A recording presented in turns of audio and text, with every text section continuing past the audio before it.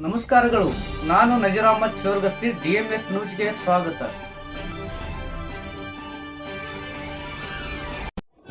ತಾಳಿಕೋಟೆಯಲ್ಲಿ ರಜಪೂತ್ ಅಭಿವೃದ್ಧಿ ಮಂಡಳಿ ಸ್ಥಾಪಿಸುವಂತೆ ಆಗ್ರಹ. ಮಾಜಿ ಪುರಸಭೆ ಸದಸ್ಯರಾದ ಯುವ ಮುಖಂಡ ವಿಜಯಸಿಂಗ್ ಹಜೇರಿಯವರು ಸರ್ಕಾರಕ್ಕೆ ಆಗ್ರಹಿಸಿದರು. ವರದಿ ನಜೀರ್ ಚೋರ್ಗಸ್ತಿ, DMS ನ್ಯೂಸ್, ತಾಳಿಕೋಟೆ. ಇಂದಿನ ದಿನ ತಾಳಿಕೋಟೆ ತಹಶೀಲ್ದಾರ್ ಕಾರ್ಯಾಲಯ ಮೂಲಕ ಈ ರಜಪೂತ್ ಸಮಾಜದ ಏಳಿಗೆಗಾಗಿ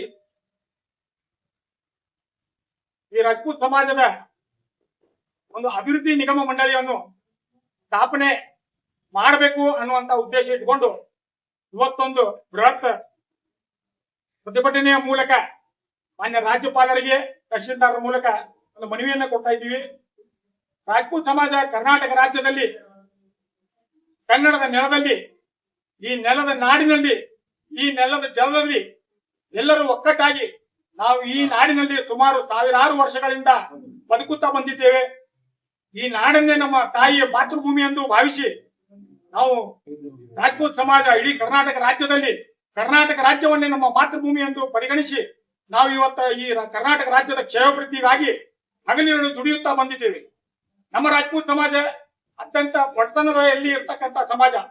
ಯಾವುದೋ ಒಂದು 2000 ವರ್ಷ ಮೊದಲು ಬೇರೆ ರಾಜ್ಯದಿಂದ ಮೈಗ್ರೇಟ್ ಆಗಿ ಬಂದು ಇಲ್ಲಿ ನಾಡಿನಲ್ಲಿ ನಮ್ಮ ನೆಲೆಯನ್ನ ಕಂಡುಕೊಂಡಂತದ್ದು ಈ ಸಮಾಜ. ಈ ಸಮಾಜ ಅತ್ಯಂತ ಬಡಬಡತನದಲ್ಲಿ, ಹಿಂದುಳಿದ ವರ್ಗದಲ್ಲಿ ಹಾಗೂ ಸಾಕಷ್ಟು ಶೋಷಣೆಯುತ ವರ್ಗದಲ್ಲಿ ಬರ್ತದೆ.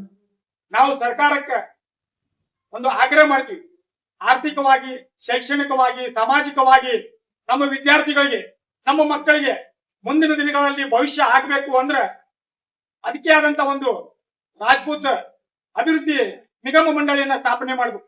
ಈಗಾಗಲೇ ಸಾಕಷ್ಟು ಮರಾಠ ಕ್ಷೇಮಾಭಿವೃದ್ಧಿ ನಿಗಮ ಮಂಡಳಿ ಇದೆ, ಕುಂಬಾರ ನಿಗಮ ಮಂಡಳಿ ಇದೆ, ಉಪ್ಪಾಡ ನಿಗಮ ಮಂಡಳಿ ಇದೆ, ಅದೇ ರೀತಿ ಬಂಜಾರ ಸೇವಾ ಅಭಿವೃದ್ಧಿ ನಿಗಮ ಮಂಡಳಿ ಇದೆ.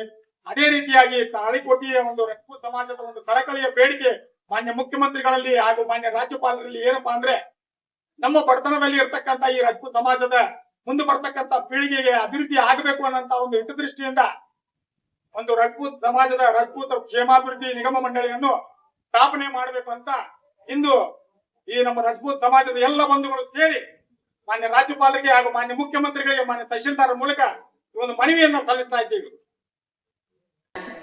ವೀಕ್ಷಕರೇ, ಸ್ಥಳೀಯ ಸುದ್ದಿಗಳನ್ನ ನಾವು ಯೂಟ್ಯೂಬ್ ಮುಖಾಂತರ ಪಡಿತಾ ಇದ್ದೀವಿ.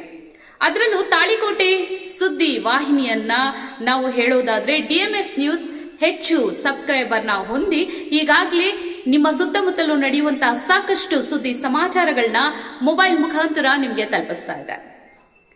ಇನ್ನೂ ಸಾಕಷ್ಟು ಸುದ್ದಿ ವಾಹಿನಿಯ ಮುಖಾಂತರ ನಿಮಗೆ ತಲುಪಬೇಕು ಅಂತಂದ್ರೆ ನಮ್ಮ ಯೂಟ್ಯೂಬ್ ಚಾನಲ್ DMS ನ್ಯೂಸ್ನ ಸಬ್ಸ್ಕ್ರೈಬ್ ಮಾಡ್ಕೊಳ್ಳಿ, ಫ್ರೆಂಡ್ಸ್ ಜೊತೆಗೆ ಶೇರ್ ಮಾಡ್ಕೊಳ್ಳಿ, ಹಾಗೆ ಬೆಲ್ ಐಕಾನ್ನ ಪ್ರೆಸ್ ಮಾಡಿ.